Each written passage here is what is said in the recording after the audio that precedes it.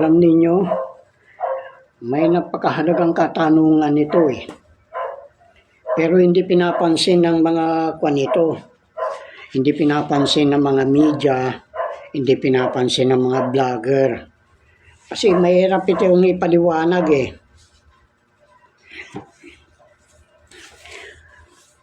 Ang katanungan ay bakit ginawang November 27 ang dating November 30 ang anibersaryo ng kapanganakan ni Andres Bonifacio, Gat Andres Bonifacio. Para bagang lumalabas na nawawala ng diwa ang mga namumuno. Matayin mo yan, ililipat mo. Pero yan, napakahalaga yan. Kasi yung kwan noon, sinunog ng kwan yan, ng mga kabal, yung mga dokumento.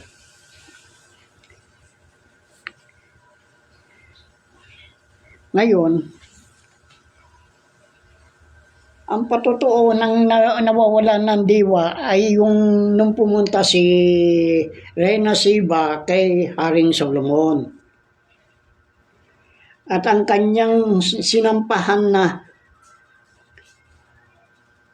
bahay ng Panginoon, nung siya'y sumampa doon, nawalaan siya ng diwa. Bakit? Kaya napakahalaga. Kaya lang, may mga kwan eh, saan masusumpong nga?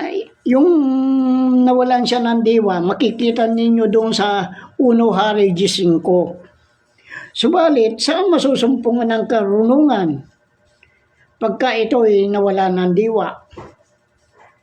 Saan dako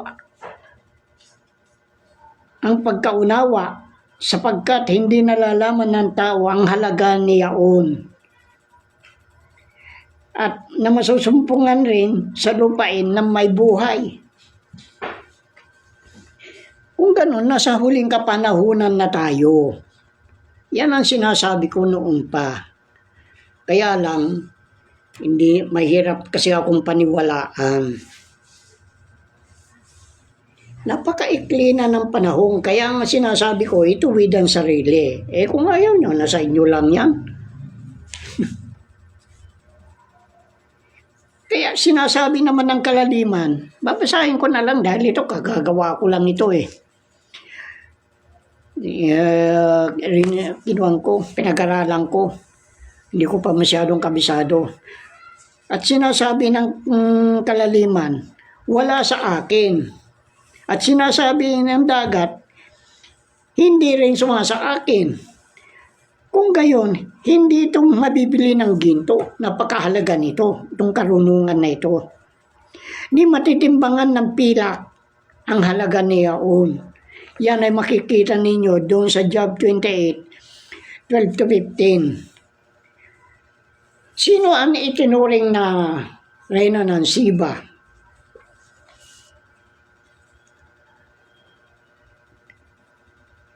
Malalaman natin siya kung aalisin natin yung tetek S doon sa unahan ng Seba. At yun, ang maiiwan, yun ang kanyang pagkatao. Kaya nga siya si Eva.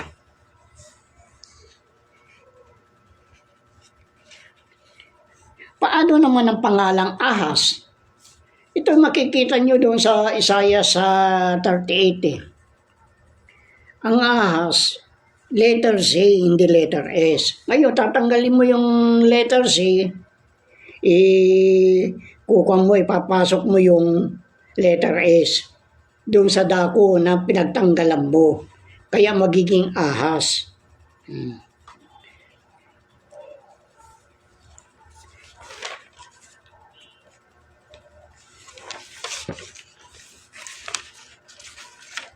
Ngayon, ano yung letter C? Kasi kung i-rewind natin, kumbaga sa kukuha reverse engineering natin, pabalik. Ang letter C ay iyan nangangahulugang nabuksan na ang mga kayamanan. Ngayon kung ibabalik mo para malaman mo ang kadahilanan, iikot mo pa kaliwa yung kang pabalik, yung letter C, ngayon mga 90 degrees, mapupunta yan doon sa letter N. Kaya yan letter N ay lock pattern yan. Ngayon kung lock pattern yan, yan ang paraan upang mabuksan mo ang bolt number. Saan nakabatay yung letter N? Ito'y nakabatay doon sa may makapangyarihang salita ng mga pinaraan sa apoy. At yung mga pinaraan sa apoy, yung mga mangkukulam, manghuhula, mga marami yan eh. Manghuhula,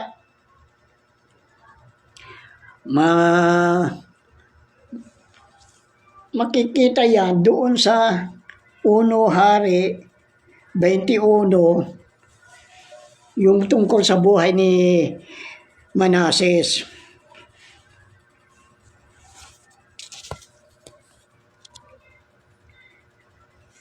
Ngayon, kanilang ibinuka ang maluwag ng maluwag ang kanilang mga bibig laban sa akin.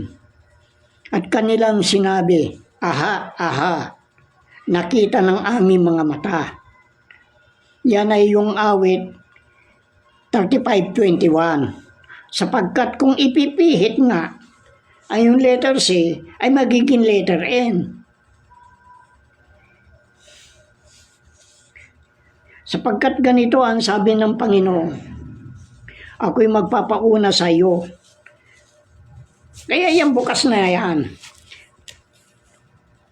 At papatagin ko ang mga baku-bakong dako. At ang aking pagwawaray-warayan ang mga pintuang tanso.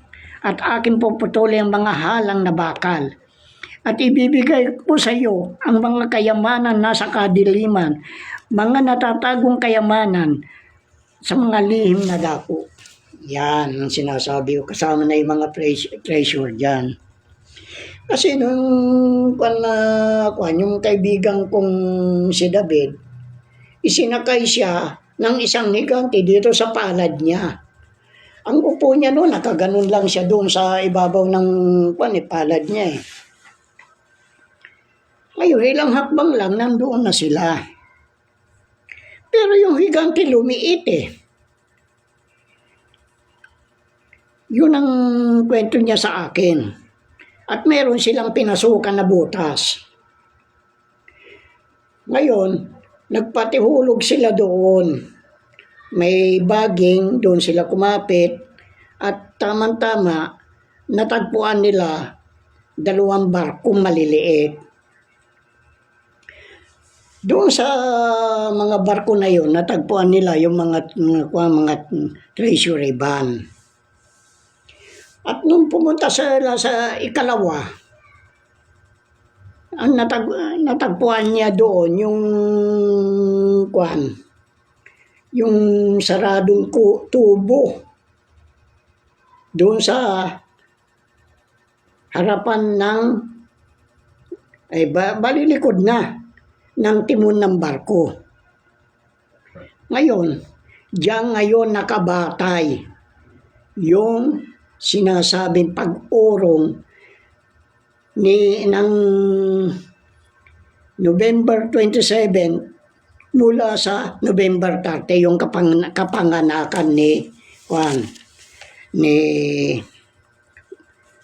Gat Andres Bonifacio. Kaya ako naman ipinapaliwanag ito para hindi kayo maguluhan. Doon pag kinuha ko na, pinaliwanag ko na yun. Dahil kung hindi, mahihirapan kayong umunawa.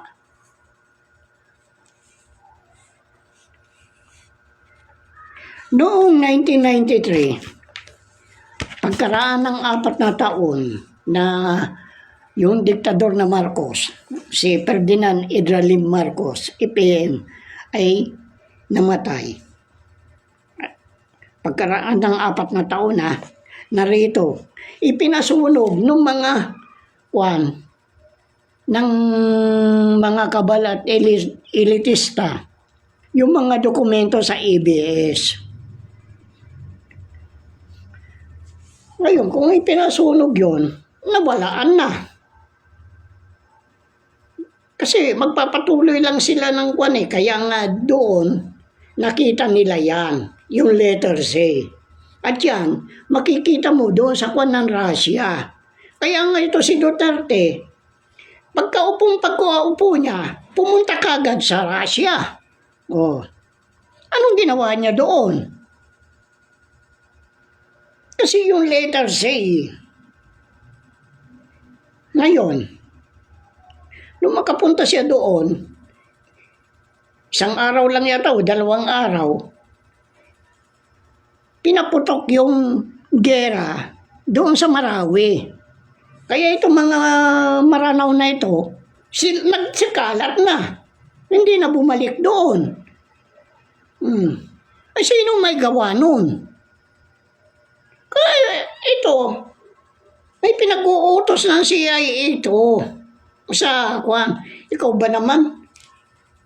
Pinakita yung ang daming nakatalokbong na pera. Hindi mo alam, mga karamihan, pinaibabawan lang ng pera, tunay na pera, yung mga ginupit na dyaryo. Sabihin ninyo na ganun karami ang hindi totoo yan siya na yan na ganun karami. Meron, pero wala yan. Hindi naman lahat ng lahat ng tao nagsasyabu. Ilan lang naman yan katulad nung sa wedding noon. Pinaputok. Ito si Singson. Kaya nga tinatanong ko sa kanya saan galing yung kayamanan mo? Kung nagwe-wedding ka lang noon. Ayan. Hindi niyo masagot yan. Yung pagtaya sa pagboxing, alangan naman magkaroon ka ng 30 pirasong jet na pinauupahan. Alangan naman magkaroon ka ng napakaraming transportasyon. Magkano ba tinaya mo doon sa trilyon? O bilyon, trilyon? Doon sa pagboboxing ni Pacquiao? Hindi ganoon. Paano ka makakabili ng mini submarine na siyang pinag-i-smuggle mo kung wari noon ng mga motor? Kaya marami kayong dapat ipaliwanag sa akin kung saan kung kaninong pera yung mga yan.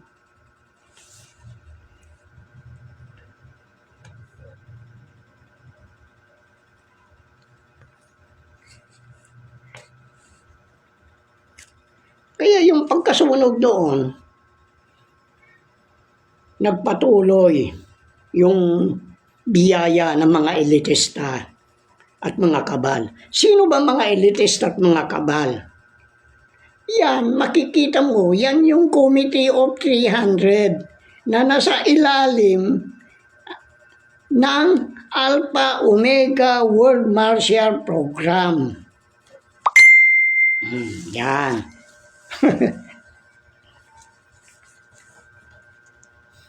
Na ang nagtatag niyan ay si Marcos.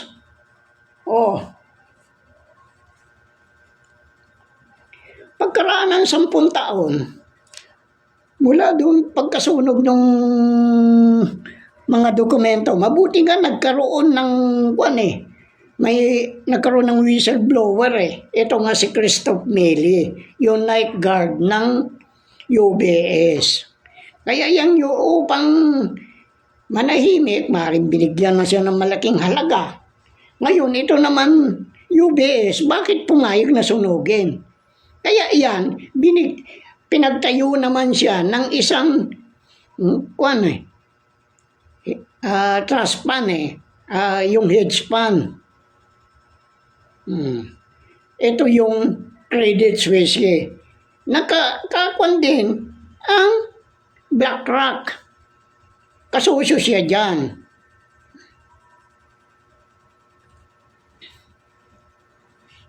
Sino yung BlackRock na yan? Ay yan ang sindikato ng gobyerno ng Amerika. Kaya yung sinabing ibibigay ko ang mga kayamanan, ay yan makikita ninyo sa Isaiah 45 eh.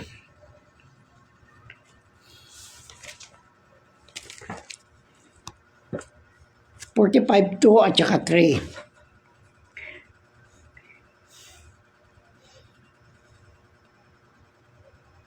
Ngayon, ang inisyu naman ng Swiss Embassy ay yung Herb Documente Pilipinen na nangahulugan nun, Herb Documente ay inheritance. Ngunit yan ay pag-aari ng mga mahirap, hindi pag-aari ng kung sino-sino pa man. Kaya ngayong pagkukan yan, pag lumabas yan, mababaliwala lahat, magkakaroon ng retrocede. Talagang magkakaroon. Ngayon, mawawalan halaga ang pera. Ano ngayon ang pinagmamalaki ninyong mayayaman? Ngayon, talaga napakatalino ng kataas-taasan eh. Kung mababaliwala lahat yung mga pera na yan, pantay-pantay na mga tao. Pagkatapos, tutulungan itong mga mahihirap noon dahil ito yung mga kinawawa ninyo eh. Tutulungan itong mahihirap na ito upang umangat at maramdaman din nila at ng mga mayayaman na yan kung ano ang naramdaman ng mga mahirap. Lalo na yung mga magnanakaw na politiko. Magnanakaw, lahat. Basta nasa gobyerno, mga magnanakaw yan. Dahil kahit na 5 o 1 piso, yan ay nakaw pa rin. Malaki o maliit, nakaw pa rin.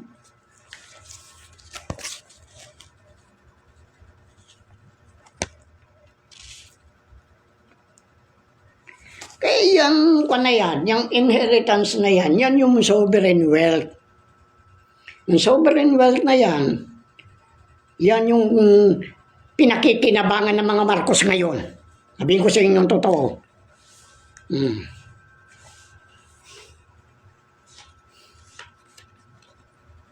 Dahil sinasabi ko nga, walang ginto sa UBS.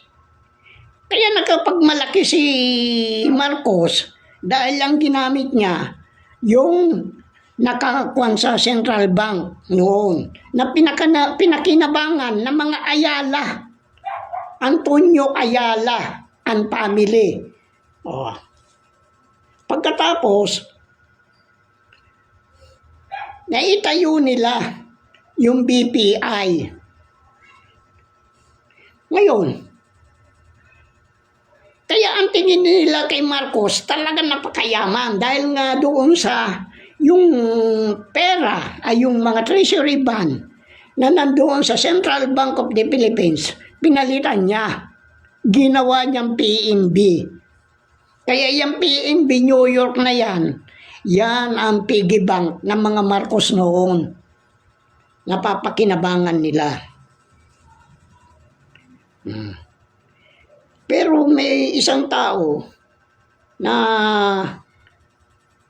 pinagkatiwalaan ni Marcos, ito nga si Manday Elizalde. Ewan ko kung yan yung Elizalde na inutusan niya, yung pakasalan, yung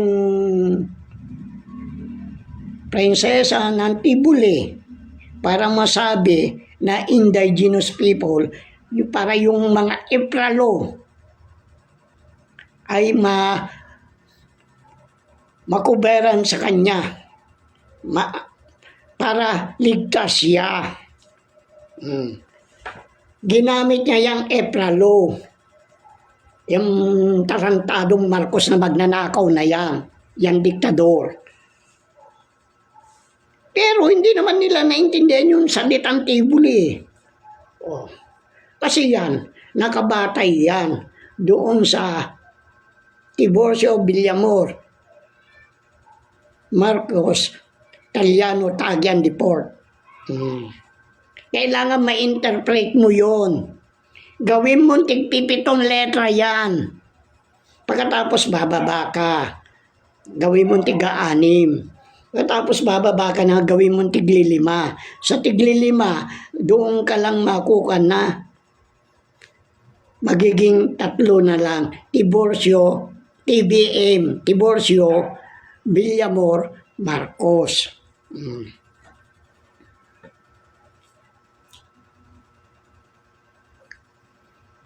Kaya dyan niya binatay.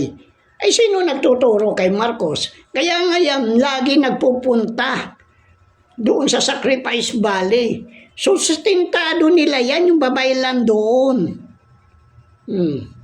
Yan, inaalam lang niya kung paano mapapasa kanya yung mga kayamanan na yan. O, paano sasabihin yung kay Marcos yan? Ultimo nga si Rolando Cruz, yung pinagpasahan ng Mother Gold Volume Certificate, yung sinasabi ng Princess Elizabeth Codo, na ang tunay niyang pangalan ay Alice Perillo Doctolero, na tiga Maria. Ang mga kapatid niya ay Rodriguez account. Yan din ang pinagmamalaki ni Trump. Pero walang Rodriguez account. Dahil lang nakadeposito lang. Kaya nga sinasabi nila yung si Jack ang sole signatory. Dahil sole signatory, siya lang mag-isa ang signatory ng mga gold volume certificate. Bagamat naglagay din si Marcos upang iligaw ang mga tao. Naglagay siya ng mga 7 nakabatay sa mga planeta. Kaya yung babae, yung Venus, yun ang Mother Gold Volume Certificate. Kasi nakita ko na yan yung isang kopya nakita ko yung kay Jack na pag ginano mo, naigalaw mo lang ng konti, ibang kulay. Pag naigalaw mo konti, iba na bumalik ulit doon sa dating kulay. At yan, kung talagang ikaw ni Marcos, meron din siyang calling card na talagang titignan mo, wala. Pero ang pagbasa niyan, igaganon mo. Kumbaga sa igaganon mo. Pag ginanon mo, mababasa mo yung pangalan niya doon. Yan ang mga sikreto ng mga Marcos noon.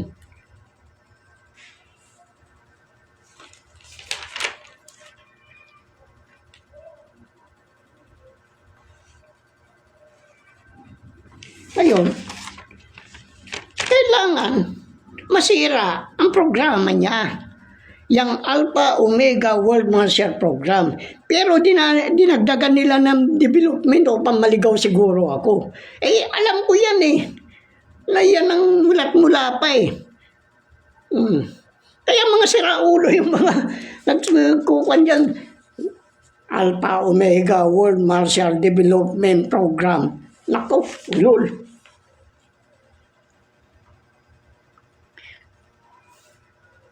Ngayon, paano sisirain ito? Kaya nga ang katanungan, saan manggagaling ang karunungan? At saan naroroon yung pangunawa? Palibas ay nakakubli sa mga mata ng lahat ng may buhay at natatago sa mga ibon sa himpapawid.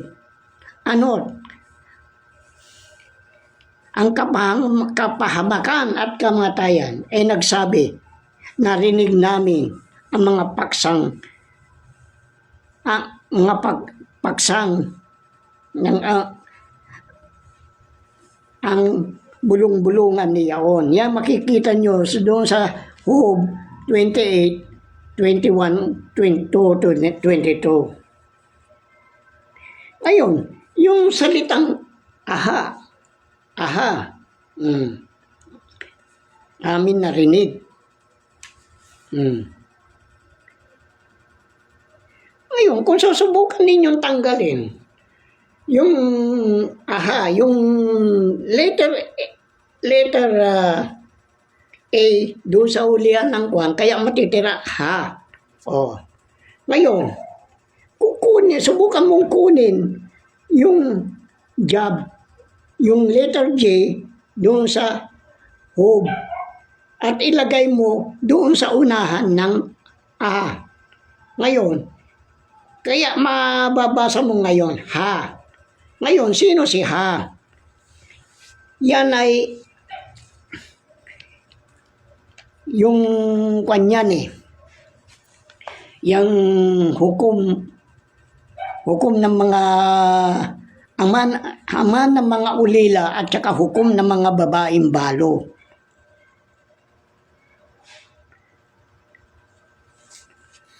Yan makikita nyo doon sa awit 68-68-4.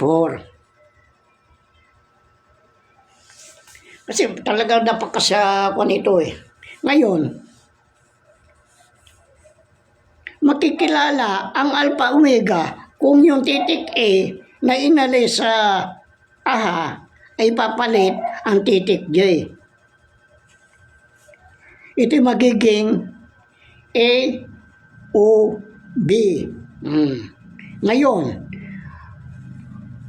kung iuusod mo ng konti, i-atras mo ng konti yung A at saka O.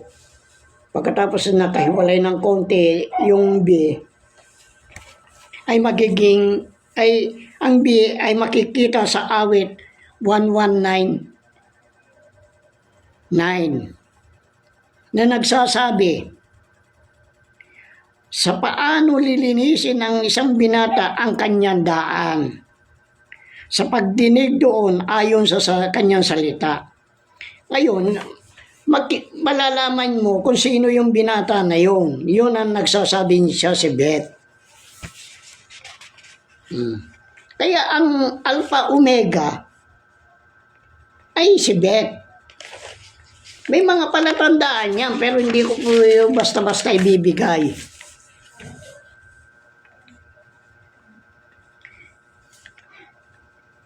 Ngayon, paano pangyayari si Beth ang alpha omega? Ayan. Kailangan ibata ito sa doktrina na A, E, I, O, O. Ano tat ng titik A ay siyang pangunang letra. Kaya ang kanyan, ang A, siya ang alpha. At ang katimbang niya, yung espiritu na may titik Q. Kasi iba yung espiritu na yung huli ay titik O. Kung titik O ay spiritual na nilalang yan. Pero yung titik Q, yan ang diwa ng kataas-taasan.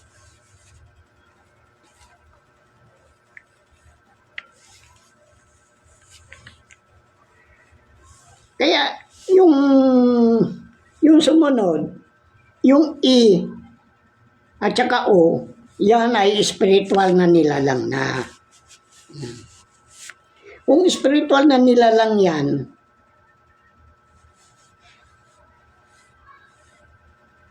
siya si Infinito Diyos. Kasi may dalawang kwan Ngayon, ibabatay natin ito doon sa salitang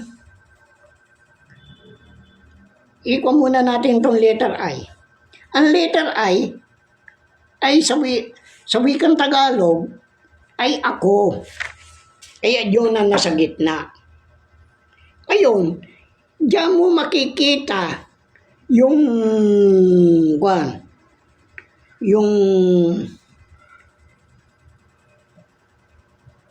doon sa heading ng Herb Documenti Pilipinen na nakalagay doon, Herculean Wonder Baker at saka McKinsey. Doon sa McKinsey na yan, malalaman mo ang pangalan ng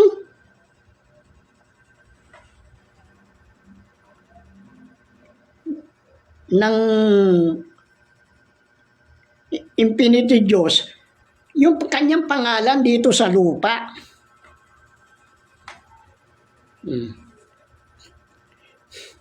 Ngunit sino si Herculean? Yan, nakabatay yan doon sa TBM LSM 666. Pero kung ibabalik natin itong kuneto,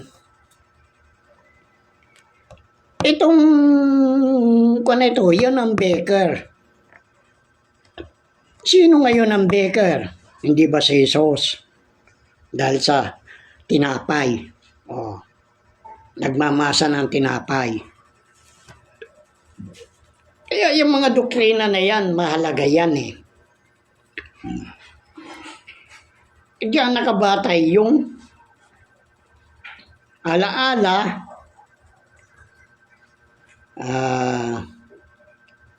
bait, loob. Yan ang tamang doktrina niyan. Kasi may mga lahat ito, may kailangan mapatutuhanan mo eh.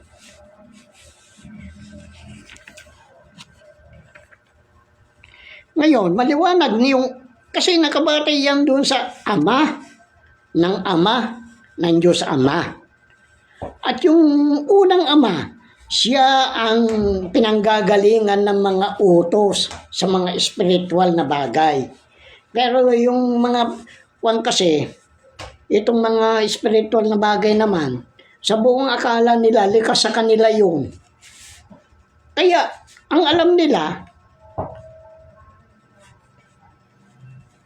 gagawin lang nila kung anong gusto nila. Nagpapayabangan sila. Nagpapataasan ng ihi.